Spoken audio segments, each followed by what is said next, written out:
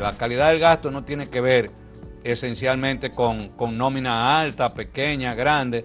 La calidad del gasto, entre ese elemento es importante, tiene que ver hacia dónde van los recursos, a salud, educación, a la calidad de vida de la gente. La población ve un documento de aparente reforma o de reforma, pero detrás de eso han estado grupos económicos actuando y eso no se ve.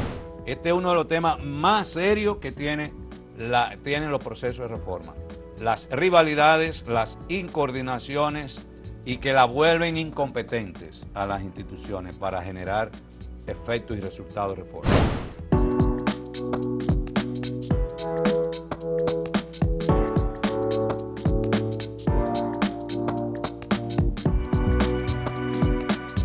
Saludos amigas, amigos. Ustedes sintonizan Acento TV y este es su espacio a partir de ahora. Y hoy ustedes saben que no es cualquier día, hoy es viernes y aquí está Bernardo Matías, el hombre de los viernes. En un regreso triunfal, luego de una gira, presentando su libro, ¿verdad?, en el Cibao. Bienvenido. Un regreso triunfal. Sí. Estamos, como dice un amigo, alegre, contento y gustoso. Qué bien, qué bien. Y saludamos a todas las personas que nos siguen. Sí, fue una gira triunfal en Santiago, agradeciendo a Bruno Rosario y a todo el equipo de la tertulia y demás colegas que estuvieron ahí presentes, amigos, amigas. Y de Castañuela ni se diga, eso fue hermoso en mi pueblo. Y al alcalde de Castañuela, a Winston, darle las gracias por todo el apoyo. El próximo 17 vamos para San Juan de la Maguana. Ah, qué bien, sigue. En la UAS, a las 10:30 de la mañana, eso es jueves. Vamos a poner a circular nuestro libro, Un país y una época. Hoy vamos a hablar de los temas que están en el tapete, que son los procesos de reforma del Estado. Antes de adentrarme a fondo en lo que traje preparado para hoy, quisiera hacer una reflexión en dos direcciones.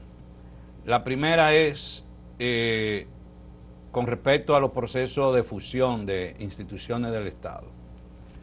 El discurso de que el Estado y sus instituciones son eficientes en la medida que es más pequeño es un discurso falso. La eficiencia no depende. Aunque en este caso no van a ser más pequeñas, van a ser más grandes. Más grandísimas. Sí, o sea que no la es que se van a empequeñecer. La eficiencia no depende del tamaño de una organización. Una organización pequeña puede ser ineficiente, como lo puede ser una grande, y viceversa. Una organización grande puede ser eficiente y también una organización pequeña. Yo creo que está demostrado que la eficiencia de una organización depende mucho, en primer lugar, del liderazgo, la visión que tiene quien dirige una organización, la perspectiva, la mirada a corto, mediano y largo plazo, y la capacidad de articular equipos, estrategias, políticas, gestión de recursos, planeación y más recientemente, en las últimas décadas, el uso efectivo de la tecnología, innovando y creando productos, resultados, servicios de calidad. Es decir, donde hay un líder sin visión no se puede esperar eficiencia. Y el segundo elemento es recursos humanos competentes. No puede esperar que una organización sea eficiente con recursos incompetentes de mala calidad. Entonces, cuando tú combinas todo eso, liderazgo, recursos humanos competentes, recursos financieros, pero visión, estrategia, herramientas, planificación, tecnología, cuando tú vinculas todo eso, eso puede permitir que una organización sea eficiente. Entonces, el discurso de que sea eficiente o no en función del tamaño es un discurso falso. Y lo segundo, la recaudación de dinero está muy vinculado a la calidad del gasto. Es decir, yo puedo recaudar mucho dinero, pero no gestionarlo con calidad. el Estado, los gobiernos dominicanos han ido creciendo su presupuesto todos los años, va creciendo, creciendo, creciendo. Entonces, el problema no es si se dispone de muchos recursos o no, el problema es cuán eficiente se es en la gestión de los recursos y sobre todo la calidad del gasto. Y la calidad del gasto no tiene que ver esencialmente con nómina alta, pequeña, grande. La calidad del gasto, entre ese elemento es importante, tiene que ver hacia dónde van los recursos, a salud, educación, a la calidad de vida de la gente. Calidad de vida y calidad del gasto, generar sociedades más equitativas, es lo que define si un gasto se maneja con calidad o no. No es si se reducen o no las organizaciones del Estado, las instituciones, y si se reduce o no la nómina. No estoy negando la importancia de eso, pero tú puedes reducir la nómina y no gestionar el gasto. Ahora, hay dependencia del Estado que no tiene razón de ser en este tiempo.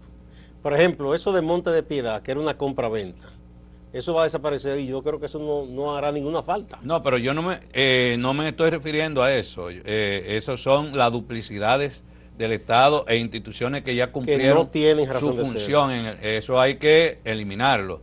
Por ejemplo, yo creo que INESPRE no tiene sentido que exista y todavía lo mantienen ahí, porque INESPRE es un instrumento de clientela política. Pero INESPRE no, el tema de los alimentos tú tienes que reorientarlo hacia incremento de la producción, calidad y la redistribución de los alimentos a través del mismo mercado, transparentando los precios, etcétera. ¿Tú recuerdas cuál era el origen de INESPRE cuando se creó? Eso fue Balaguer que lo creó. Sí, pero no fue una iniciativa propia de aquí, eso fue una recomendación del mismo BID en su momento, casi en todos los países. Era por un tema de que en América Latina, y sigue siendo muy deficiente la productividad y el campo no se sustenta mucho. Entonces, era para darle un precio de sustentación al productor. Es decir, si el mercado, el arroz, por ejemplo, estaba a X precio, eso no era rentable para el productor, se le pagaba un precio de sustentación por encima. Sí, pero para entonces venderlo más barato al consumidor. Hay que plantearse nuevas políticas. Eso ya no es así, ahora es simplemente venta subsidiada. Sí, eso no tiene razón de ser. Y así, todas las instituciones, la reorganización del Estado tiene que enfocar esencialmente donde hay duplicidades, donde hay yuxtaposición de funciones y donde hay instituciones, donde hay fragmentación en la intervención y donde hay instituciones que ya perdieron su razón de ser por la cual surgieron o nacieron. Yo quiero que conversemos, si nos das el tiempo, en un punto. Lo que no se ve en los procesos de reforma del Estado. ¿Por qué muchas veces los procesos de reforma se hacen tan tortuosos? Y es que hay cosas que no se ven que es importante hacerlas visibles. Pero quisiera que aclaremos confusiones. De entender modernización como sinónimo de reforma. La modernización se refiere a la actualización o mejora de sistemas, de procesos, de estructuras, mejora en las tecnologías, pero no significa que modernizando se está reformando. La reforma es otra cosa. La modernización implica adoptar nuevas metodologías, nuevos enfoques para la entrega de los servicios.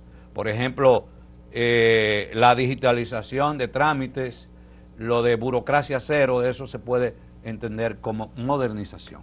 La reforma supone un cambio estructural o profundo, toca incluso elementos de poder, de reorganización del poder.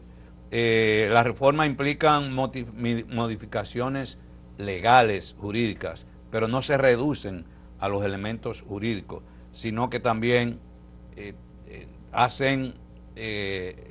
tocan los elementos de funciones, de principios que son fundamentales en un sistema de gestión del Estado. La reforma transforma el funcionamiento del Estado, transfiere poder a otras instancias y se le quita poder a una y se transfiere a otra. Por ejemplo, un ejemplo de reforma podría ser la transferencia de poder a los ayuntamientos, de poderes que están centralizados, funciones que están centralizadas que la asuman los ayuntamientos. Te voy a poner un ejemplo con el cual no necesariamente estoy de acuerdo. Que se decida que la atención primaria la van a gestionar los ayuntamientos en materia de salud. Es un tema radical de reforma. Entonces, aquí hemos hecho mucha modernización y poca reforma en República Dominicana. Ajá.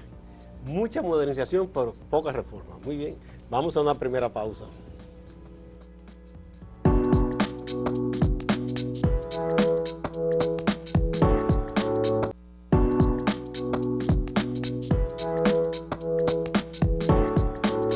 Continuamos con Bernardo Matías, el hombre de los viernes. Y diferente a la modernización y la reforma, existe la contrarreforma. Que cuando hay procesos o acciones orientadas a revertir cambios que ya se habían dado. O sea, algo se ha reformado y luego se cambia para volverlo hacia atrás. Y se vuelve hacia atrás. El ejemplo de la unificación de las elecciones municipales y congresuales. Y las sedes que terminaron otra vez siendo estatales. Son parte de una contrarreforma. reforma, sí. Son procesos de contrarreforma. A nivel de la salud en la República Dominicana está cada vez más privatizada, cada vez más. Incluso la misma salud pública tiene muchos elementos de privatización.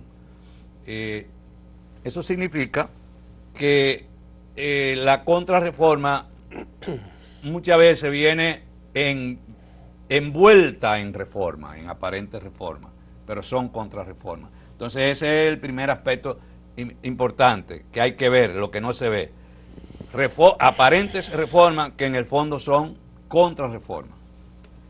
La plutocracia es un segundo elemento que no se ve cuando hay proceso de reforma. ¿En qué consiste esto de la plutocracia? La plutocracia es un sistema de gobierno donde el poder lo controlan grupos económicos. Y son estos grupos económicos los que se deciden cuáles son las reformas que hay que hacer. Y son dictadas por estos grupos económicos. Y son invisibles, no aparecen dando la cara, pero son los que te redactan los documentos en las oficinas de abogados que responden a esos intereses plutocráticos o económicos, y la población ve un documento de aparente reforma o de reforma, pero detrás de eso han estado grupos económicos actuando, y eso no se ve. Eso es invisible en los procesos de reforma. Pero obvio y son que determinantes. Los grupos de poder económico siempre meten la mano. O sea. Una cosa es que haya negociación, y otra cosa es no es solo que metan la mano, sino que lo que deciden. Por ejemplo, qué es lo que se va a ¿tú hacer. sabías que en la justicia los grupos económicos poderosos aquí tienen jueces? Sí, eso, o sea, eso ha sido siempre. Sí, ellos apadrinan personas y los políticos los complacen. Y ya no se ve tanto, pero yo estoy hablando ya no en designación, no, sino, por ejemplo, el diseño del sistema de justicia. Sí. Cuando se diseña, sí, ¿dónde se diseña? ¿Quién lo diseña? Incluso, si tú te revisas bien la Constitución a partir del año 2010, ahí hay algo que fue impuesto por los empresarios, donde define el carácter de la economía, que eso en ningún país constitucionalmente se pone. Sí, eso. Metieron de contrabando. Pero eso no se ve. No, pero... En los procesos. El tercer elemento son las redes informales de poder. Relaciones personales y políticas, familiares, que no son oficiales. De un amigo, una amiga, que tienes intereses importantes. Influencia de grupos corporativos que actúan en la informalidad de las relaciones de poder. Qué sé yo, un ejemplo, la reforma a la ley 8701. Personas que tienen inversiones en un área de negocios importante, de la AFP o lo que sea, intervienen haciendo visitas personales a determinados actores, y esos actores cómo hacen alianzas, acuerdos con esos entes invisibles, pero que no están actuando como grupo económico, sino como persona. Y eso se da mucho en las provincias. Las visitas al senador, las visitas al diputado, la visita al alcalde, donde se dan relaciones personales y políticas no oficiales, pero que tienen un peso enorme en la toma de decisiones. Cuando un obispo visita a un legislador, eso tiene un peso enorme, pero él no lo está necesariamente haciendo de forma institucional como iglesia, sino como el obispo de esa región. Otro elemento es la resistencia al cambio. A menudo esto se subestima. ¿Y cómo se da la resistencia al cambio? Esto yo lo he experimentado mucho en mi trabajo dentro del Estado. Personas que temen perder el poder o perder poder, que temen perder influencia o estabilidad, hacen su rejuego. ¿Y cómo hacen estos rejuegos? Retrasando procesos. Porque la reforma no es que se aprobó una ley, después esa ley hay que implementarla, sí, y todo eso tiene una complejidad técnica. Aquí tuvimos muchísimos años con la ley que ordenaba invertir el 4% y no lo hacía ningún gobierno. No, y la 8701. No se ha cumplido. Y la 4201. Y la de Defensor del Pueblo fue 16 años después que se implementó.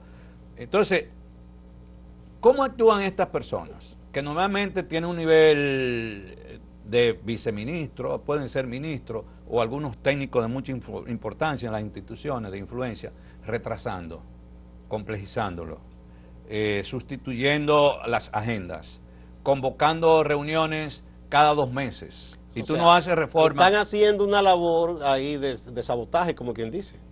Sí, no sé si es consciente o inconsciente, pero es una resistencia a unos cambios que teme perder poder si se dan esos cambios, o influencia.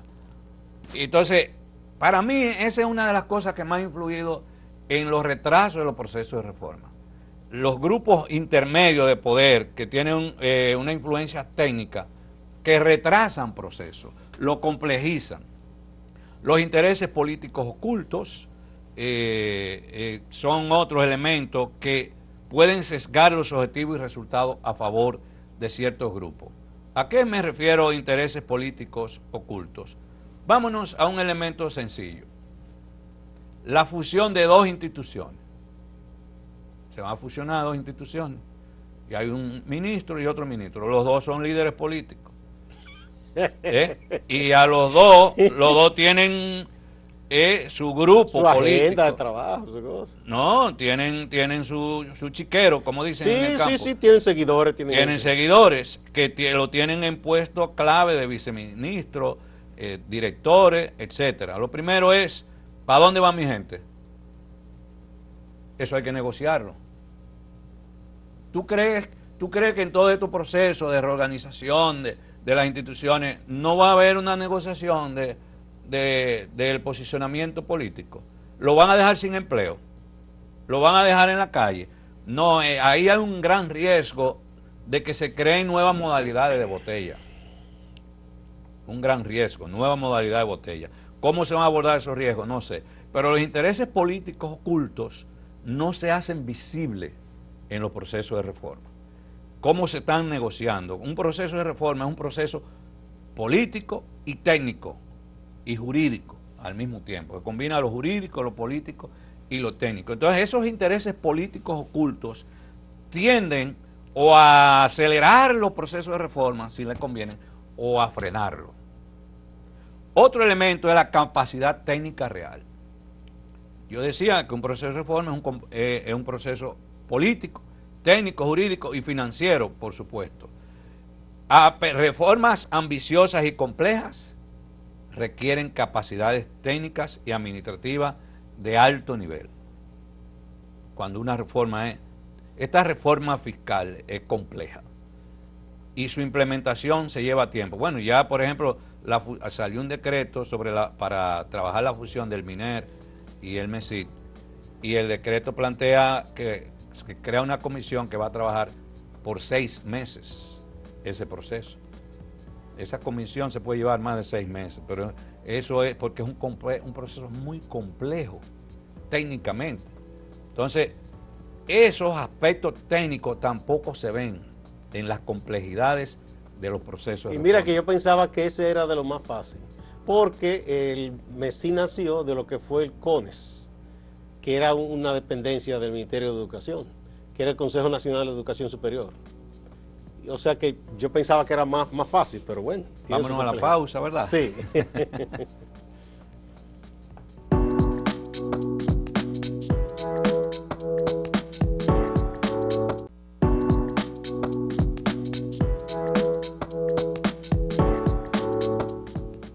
Continuamos con Bernardo Matías, el hombre de los viernes.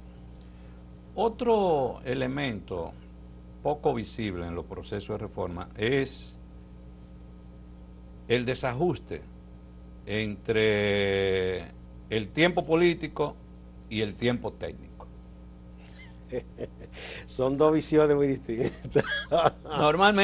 Normalmente el tiempo político es pragmático e instrumental y ve las cosas en función de la conveniencia.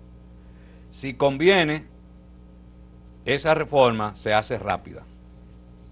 Si no conviene, se lleva lenta. El tiempo técnico normalmente es un tiempo que mira no inmediato, sino mediano y largo plazo. Entonces hay unos conflictos entre tiempo técnico y tiempo político que lleva muchas veces a apresurar procesos. Y ese apresuramiento de procesos genera el síndrome de echar para atrás. Cosas que debieron haberse hecho técnicamente bien sustentadas, se ven errores técnicos que hacen que haya que echar para atrás. Y eso se llama en sistema de calidad reproceso, que son siempre financieramente muy costosos. Los reprocesos de volver a iniciar unos procesos. Entonces ese desajuste de tiempo político y tiempo técnico es uno de los más comunes en los procesos de reforma. Bueno, y de lo que este caballero que está aquí le ha tocado experimentar bastante. Usted ha participado en muchas cosas. En esa tensión. Y ha sufrido mucho con los políticos. De los tiempos Mire políticos. El caso de la reforma fiscal. Esa es una ley que lo ordena del año 2012. Y pasó el gobierno de Leonel Fernández. Pasaron los dos de Leonel, dos de Danilo, uno de Abinader, porque nadie que aspira a reelegirse quiere hacer una reforma de ese tipo. Exacto. Como ahora el presidente Abinader ya no va, se decidió hacerla. Decidió. No sabemos cómo le irá a quien en su partido finalmente gane esa candidatura, porque las reformas en principio, ese tipo de reformas en principio son dolorosas. Luego ya la cosa se estabiliza y el Estado tiene posibilidad de hacer más cosas con los recursos, pero lo disfruta quien viene. Sí, por eso la idea de hacerlo rápido en este momento. Eso es lo que recomiendan siempre los técnicos, que cuando tú tienes la popularidad alta y estás comenzando, que lo hagas rápido para que después... Ya después los que aspiren le tocará cargar con ese bacalao a cuesta. Y si hay buenos efectos... El bacalao de Munet, tú ves. Que a Hipólito le tocó cargar con ese bacalao. Exacto. Sí. Y aunque ya al final se había estabilizado, pues ya la gente no lo quería. Es que eso da directamente en el estómago, en el bolsillo de la gente. Y le pasó a Jorge Blanco que había que hacer una serie de reformas, se hicieron tan fuertes que provocaron esa poblada. ¿Quién cosechó esta estabilidad y la desbarató después, haciendo con inorgánico Balaguer? Sí, otro punto es ignorar o minimizar el contexto histórico y social. La reforma no se realiza en el vacío.